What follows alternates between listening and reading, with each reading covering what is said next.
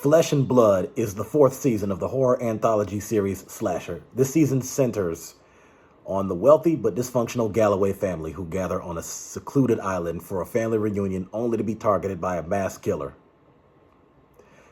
The Galloway family is known for its immense wealth and deeply rooted rivalries.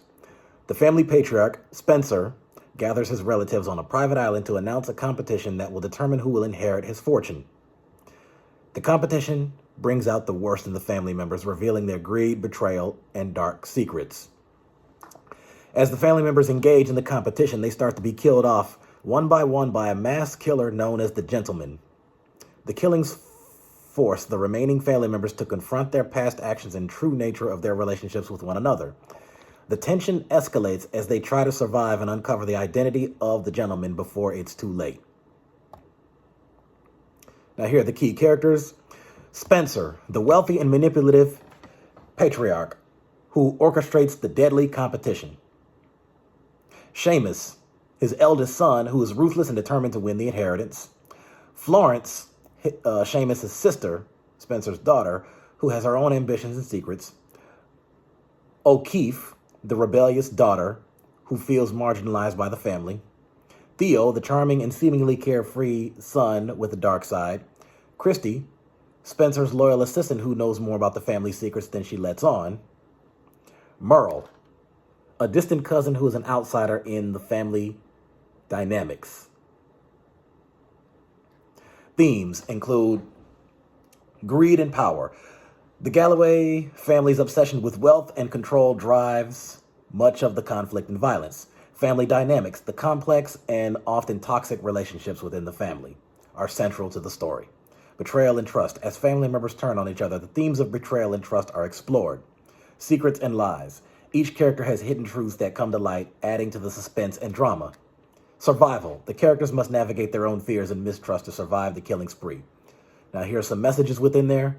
Now, by the way, I still haven't decided exactly what I'm going to give this season on a scale of 1 to 10 because there are so many conflicting and mixed thoughts about this because, for one, and I might have a number by the end of this video, and if I don't have it by the end of this video, I'll put it in the comment section. And if you saw it, then you put it in the comment section and you tell me what you thought about it. But this one was mixed in the sense that there were a lot of boring moments. There was a lot of exciting moments. So it's like boring, exciting, boring, exciting.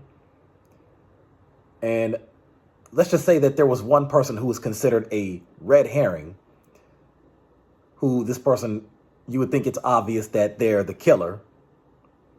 But there's something else that happens later on in the story that leads you to believe, okay, that person was obviously not a killer because of what happened to them later on. I'm trying not to spoil it here. This is why I'm giving you this vague description here. Once it was revealed who the killer was, I was honestly more surprised and shocked about that than I was about the killer reveal from the third season. I mean, look, I thought I had it all figured out. I mean, I've watched all the Scream movies. I've seen the Scream TV show, the whole show 3 or 4 times now. I've seen all the Scream movies dozens upon dozens of times. And I watch mystery thriller drama shows like the SVUs and Criminal Minds and stuff like that. And I would think that after watching all of that, I would look at a show like this and be like, all right, I think I can narrow down the suspects and here's who I think it is. But once it came down to the 3 surviving people, I said one of them has to be the killer. Turns out it wasn't any of them. So I'm not going to say who it was, but the motive behind it was actually, who it was more surprising than the motive behind it. And once I found out how that person ended up surviving their situation, it was just, I don't even know how to describe it really without spoiling it. You have to see it. This is the 4th season. It's on Shudder. I would say just sign up to get the 1-week free trial and then cancel it after 6 days so that they don't charge you. Exactly what I did. I did that with Amazon Prime a few times. Nothing wrong with it. It's called a free trial for a reason. If you're into mysteries, thrillers, suspense, horror, slasher, drama, I've said it before and I'll say it again. This is the show for it. Now, there was also some disturbing aspects of it that, let's say, certain themes included, I don't know how else to say this, but there was a little bit of incest in the show. And that kind of, so I felt that when I rated the show, I said, okay, I feel like it's here. Then you had the killer reveal. I'm like, oh, that's exciting. Now it's here. Then the incest happened. Okay. That's why I said this is complicated. I can't give this one a perfect 10. I feel like it deserves a little bit higher than an 8.5, maybe possibly a 9. Now I got to get even more complicated with it and think like, okay, is it 8.7, 8.8, or close to 8.9? Right now, I'm going to say it's between an 8.5 and a 9 for me. It's between those numbers. So again, now you might watch it and have a totally different opinion. You might give it as low as a 2 or 3, or you might think it's a perfect 10. It's your opinion, and everybody has their own opinion. It just depends on how you see it. So here are the messages. The destructive nature of greed. The season highlights how greed can corrupt and destroy individuals and relationships. The consequences of past actions. The characters' past deeds come back to haunt them, emphasizing the theme of retribution. The complexity of family. The season delves into the complexities of family bonds, showing both the strength and fragility of these relationships. This season combines horror, mystery, and family drama to create a tense and thrilling narrative. Oh, it was very tense and it was very thrilling.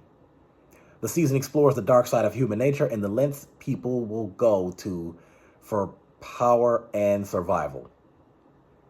So this one also had more than one killer. There was one main killer who was the gentleman, but you had a couple other killers in there, but they weren't teamed up with the gentleman, and they had their own little side motives and things that were going on. So, like I said, for right now, I have to give it between an 8.5 and a 9. It's in that range. And I've come to realize that if I can't give an exact number on a particular show or movie that I watch, I'm just going to give it a range. Like, oh, I think this is a 6 or a 7, or this is an 8 to 9. This one is 8.5 to 9. So check it out. It's on Shudder. And like and subscribe. I have a lot more coming.